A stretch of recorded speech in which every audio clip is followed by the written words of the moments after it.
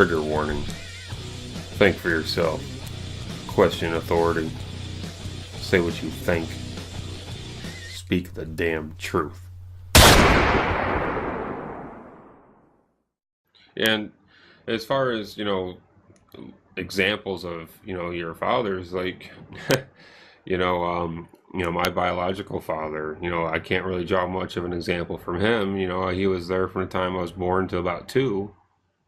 And, he had drinking problems. And that's, the one thing that drove me to want to be a good dad is the fact that he wasn't. Unfortunately, for my mom, because she was at the end of his fist. And, that was like my first memory of my life was seeing that. And then we were gone. And then it's just me and my mom for, another 5 years or so, or several years. And then, my stepdad and my mom got together and they got married when I was about 8 years old. And he's been my father since, and he's been part of my life since right around 2.5, 3 years old, something like that. And, he's been a great example for me in how to be. You take care of your house, you treat your wife good, you treat your kids good. In my case, child, I'm the only child, and you go to work, and you do a good job at work. You do everything that's asked of you, and you go above that. You speak with respect, and in some ways, though, you got an example of a bad situation. The best thing to do in a bad situation which is get out. mm-hmm. You've got enough of a taste of it that where you know what that path is. Yes. And it's wrong. And yeah, my parents, had a different situation, and I had those values and still good values, before they got divorced. But I see what led the issues my dad had with his dad. Mm-hmm. Led to, so I learned put at ease the things you may not be happy with your own childhood, because my dad didn't, and to the point where it ate him up. Yeah. To the point where he was someone you couldn't live with, and so learning lessons. I mean, life's all about that. Yeah, and as far as we're horrible. I'm horrible at segueing, but to get back to what we touched on as far as this newer generation of dads being the buddy dad. For me personally, there was a brief point because like I would play with my kids. We'd have fun. They'd bust my chops, over playing a game and I sucked, and they beat me, and that's good humor. But if it slipped down, that could be a slippery road there because okay, giving your dad a hard time, having jokes, fine. But if they, you know, if it devolves into, if they think they can talk to you like they're your friend, like beyond, like once the game is over, okay, now I need to go clean your room, and they're still kind of acting in that environment of, hey, I can mess with you and disrespect you. They don't know that's what they're doing.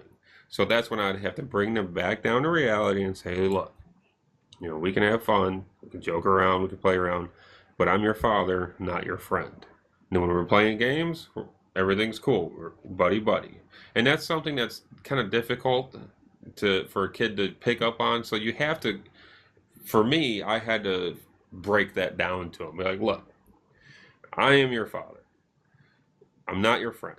Now, when you get older, you have a career, you're married, you have kids, bills, mortgage payment, stress. Now we got something we can relate on, and now we can be friends.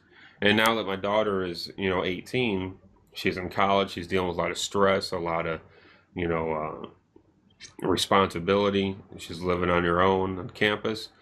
Now, it's evolving into that kind of relationship, and it's That's kind good. of, That's good. so My parents, I still have trouble talking to them today. So I'm a little less on that, but hey, when it comes time to make a rule, time to say you need to do this, listen to me. Right yeah. now you have to do this. I will take that authority position, but I don't want to alienate to the point where you can't talk to them when you're adults. Yeah. So yeah, kind of a good mixture, like you said. Yeah. That's all I have to add to that. But as far as being buddy dad, I mean, does that has the When it crosses the line, when you see these parents do the "come on now, let's go," when they're pleading or making deals yeah. to do what they should do, like get in a car or go to school, or and I've seen that way too much, even at second, third grade, like 6, 7, 8-year-old levels where they're, and then the kid doesn't do it. Hmm. Yeah. No, that is completely. I see this at the, um, telling the kid at a bus stop, come back here, do this, and then the kid doesn't do it, and then the parent don't step up and enforce it. And they Right. let the kids still do things like stand too close to the road or this, and yeah, that is where it's time to get tough. Yeah, and who And wants to luckily, be? and also every time I've challenged, they've always complied. Yeah. And I'll explain it as I go.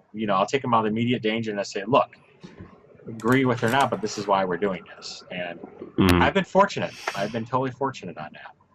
Yeah. Well, I mean, there and But there's yeah, there your there. journey's much further along than mine. Yeah, you'll probably get to that point soon once they start getting in that preteen, and then later, the roles evolve, and that's the one thing, that I'm curious to find out. I have ideas of what it's like to be, adult parents of adults who are parents of, you know what I mean, to be the grandfather role, or great grandfather role, and Well, even you then, you got know, to be inter- careful. You got to interacting step with back a your, little bit, as far as I can tell, because hmm you know yeah, no, things are going to be different in their journey, and it's like at one point you can't step on it too right. much at Well, that point.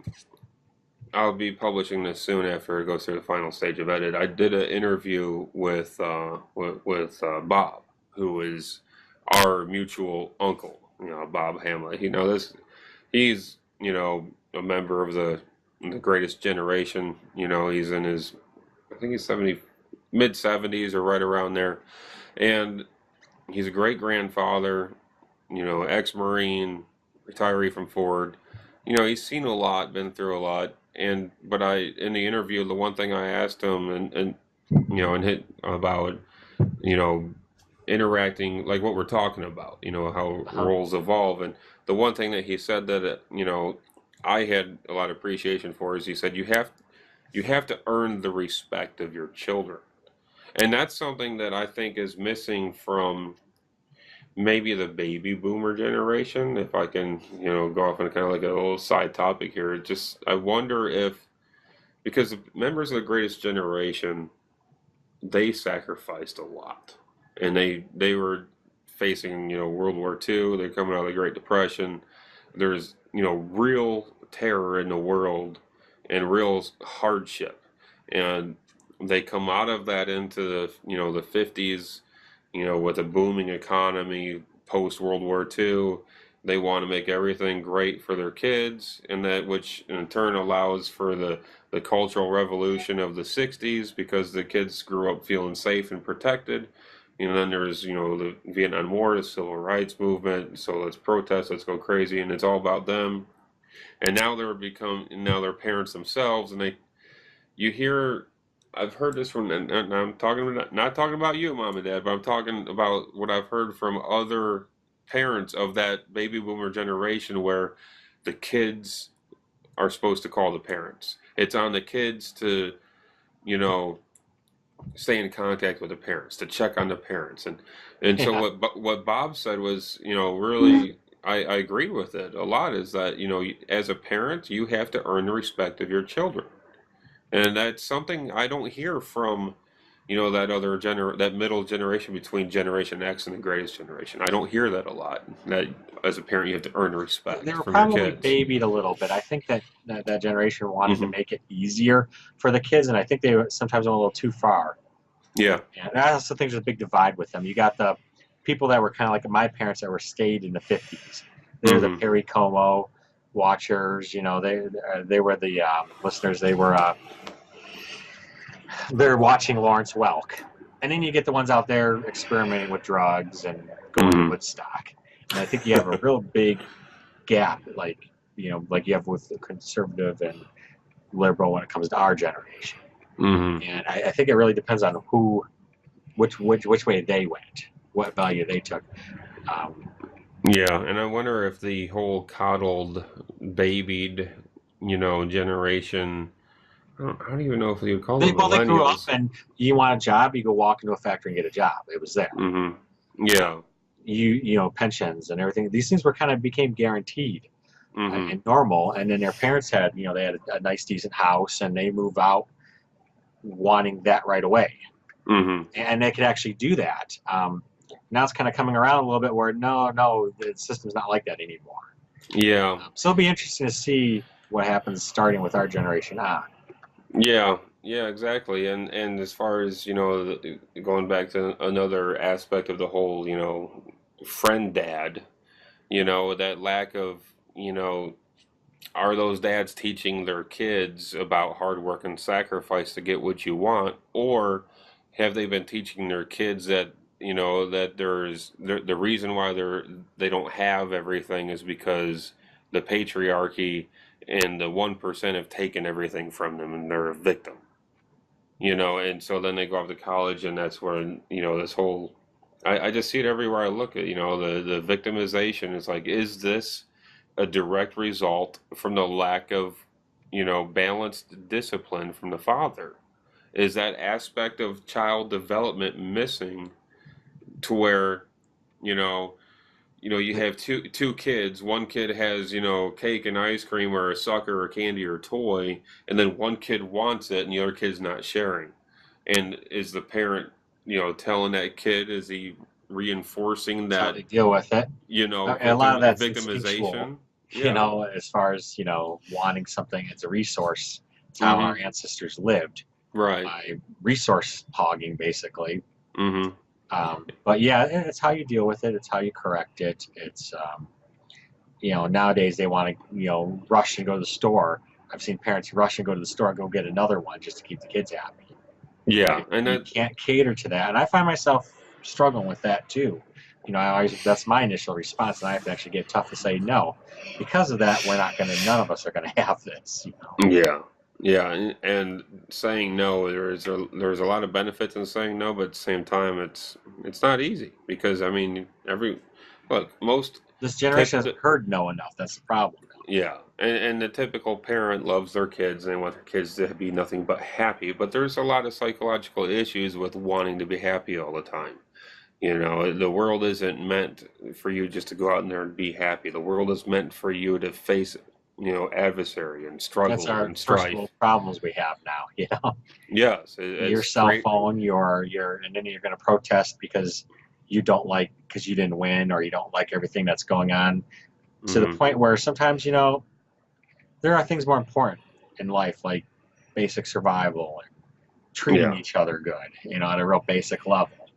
yeah, yeah, and it's and the side point, or the trophy generation where everybody gets a trophy. You don't want no one, you don't want your kids crying. Like I remember, and I was in t-ball little league, and my team sucked. I mean, I wasn't great. They put me out in the outfield, and I'm picking daisies, and fly balls are landing at my feet next to me because I'm not paying attention. I'm just not great. And we didn't finish. I think we finished way in the bottom, like sixth, seventh place out of like 10 teams, and we got a little 4-inch tall trophy, and we're all happy with that. And then we had no idea that there was this big 3 foot tall trophy for the first place team, and we're all like 7, 8 years old, and some of my teammates were crying, because they were so sad they didn't get that big tall trophy. And I was upset, but not like crying upset. I was upset that I realized, wow, we sucked so bad. we got this little thing here, and we could have got that, but That's where you got to hell, balance the. You don't want to be that dad that's cussing out the other team's coach. On the other hand, it's like you got to push. You got to have it fun, but you got to say, hey, look, if you want this, this is the goal. This is why you want it. Like if you could show them the trophies on day one, and say which one Yeah. you guys want. Well, this one requires you to pay attention and work hard, and this is the one where you just goof off. Yeah. And Yeah. that's kind of the lesson I would have as a parent is try to point out that result from the beginning, and then use that loss as that learning experience. Just say, look, they showed up to practice, they worked hard. Hmm. Think about this for the next time you're on a team. Yeah. Yeah. Yeah. Consequences of your actions and consequences of your lack of actions are the same thing. It's like the old Rush, lyric. If you choose not to decide, you've still made a choice. If you don't work hard, That's you what can't you parents are. can't really complain. And it's the same thing with like you apply that to voting. If you didn't go out there and vote, some people say, well, you don't have a right to bitch if you didn't vote. Well, either way, I mean, that's Well, that's exactly what it comes down to. That'd be a good point to wrap up the discussion with that statement. You choose not to participate. You choose not to vote as a parent, and you're going to lose. Your yeah, mission. yeah. It's everything's about how involved you are and what personal stake you have at it. Hmm. And as far as the show called, Your2Dads, we're not going to tackle everything that there is to in the realm of being a father in one, like 40-minute show. It's just not going to happen. So we're going to have other topics on this. If there's any points or comments or any questions that you have for us as far as fatherhood, being a father, if you're a, you know, young man, you're getting into a relationship with a woman and you're talking about having kids, we're going to have a show on that coming up real soon to where, before you have kids, you might want to make sure that you're in an environment to where it's conducive to A having good a balanced child and a, 50-50 partner, because you will need a good partner. It yes. makes things a lot easier, at least. Yes, and the same thing for, our female listeners. I mean, don't pick a loser guy. You're gonna think, well, there might be something I can fix up, or I see potential. That's true.